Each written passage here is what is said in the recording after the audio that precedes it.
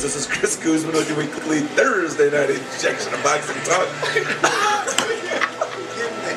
Updates and other arguments. This is your Polo Punch Boxing Hour, brought to you by George Rogie Insurance. It is Thursday night, May the 15th, 2008. We are live from the Captain's Lounge, 6 and 51 in Hobart at the Golden Leaf, the finest cigar shop this side of anywhere. Emil Soda Pavlinsky Kagaman on my right. How are you doing? Now for the reasoning why I was laughing through that whole intro. Mo, what is up with you? I hope nobody pulls me over on the way out. Really? I wasn't drinking Ossifer. How'd the beer go over the computer and get on me? I don't understand it. It's better to go on you. Better to go on you than on the computer. No, for those of you that don't know, the second Tim said, Emil, are you ready? He said, yeah, and then his beer went flying. So. As soon as I hit play, that's good timing there. Somehow the beer went over the computer. I don't understand that. I'm cool with that, though. And it's still all over. It's still all over. Got on my shirt. I had to take my shirt off. That's why you're laughing. I got to see my gut. Because we saw your ab. It's a big one. But I had a pretty good time this weekend out in Cicero. Oh, great fights. Great fights out there in Cicero. A little bit 8-count promotions. 8-count promotions really know how to put on a good show. Yeah, and they actually got a guy from 1 in a Million, Rogie Insurance, actually his guy, or Rogie, the Rogie Boxing more than Rogie Insurance, but Rogie got his star male fighter out there. Yeah. Derrick Findley. Derrick Superman Findley. And he was bound and determined to upset, MACHO Hernandez? Macho Hernandez. Miguel Macho Hernandez. Formerly of the Contender Season 3. He didn't do much on Contender Season 3, but he did. He was part of that whole setup. He was sent off early in the show for not weighing enough. That they weren't going to make him part of the cut. He was kind of small. That's what it was. He was he was short and stocky. Yeah, he still is short. Yeah, obviously didn't grow overnight, but they brought him back because of the heart that he had. Yeah, that's what they said when they cut him off. He said, "Man, I wish all these guys in this gym had the heart that you guys have. That you have." I mean, they showed it on Friday. And actually, I was yelling up to Findley that he had to make the ref stop because Macho wasn't going to stop. He wasn't going down, and he wasn't going to go to his corner. That's also one of the bloodiest fights I've ever caught from ringside. That was just outstanding. Was it the first round or the second round that he got his nose broken? Second round. I don't know if his nose was actually broken. I know it was sliced open. It was broken because the blood was coming out of the inside of his nose. It was pouring out of his nostrils. It was a faucet. It was a faucet. It was from both sides. And his trunks were drenched.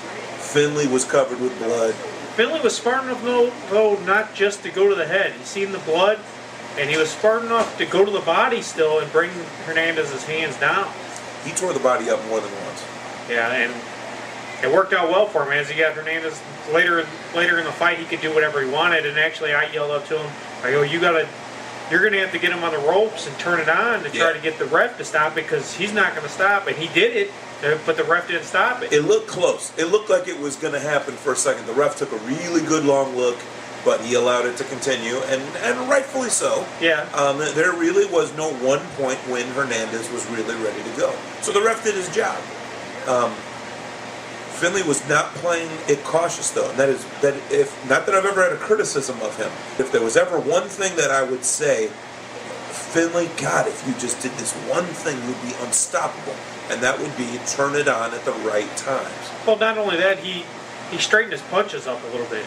Instead of throwing the wide punches, the punches got a little bit tighter. Came a little bit more straightforward at Hernandez, and obviously it worked pretty well for him. And the second part to those punches are, what are you doing after those punches? Finley showed exceptional defense in this fight because Hernandez is no slouch. Hernandez throws a lot of punches, and you knew that going into this fight.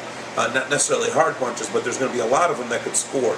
I didn't see Finley get hit clean too many times. Oh, yeah. If you look at the photos, Finley looks like he could have fought right when the fight got done. And that could have gone 15 and Macho rounds. Looked like he should have been taken out in the ambulance. He was tore up pretty bad.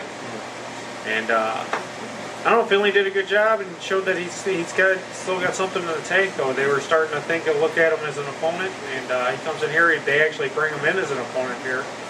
And and he gets the job done. Actually, retires Hernandez. He retires him.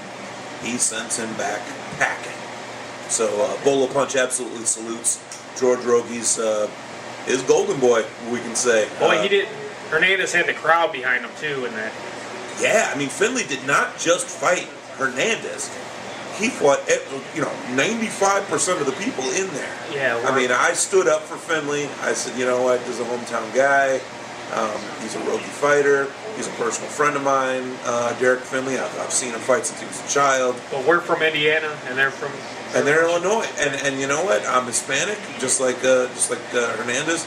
I'm not Puerto Rican the way he is, but I mean, there's a kinship there. And I knew who to pull for. I knew. First of all, I came into the arena just like you did, knowing that Findley was going to win. It was a matter of how. Yeah, And, I thought actually Hernandez had a pretty good chance against him because he had some good boxing skills. He had a good chin.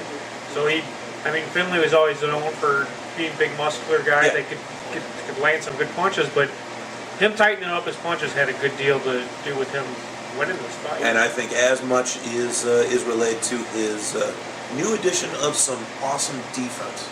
I think his defense really tightened up. You say something tightened up, I think his defense did the most, and that is to be commended. So we commend Derrick Superman Findley tonight on Bolo Punch Boxing Hour.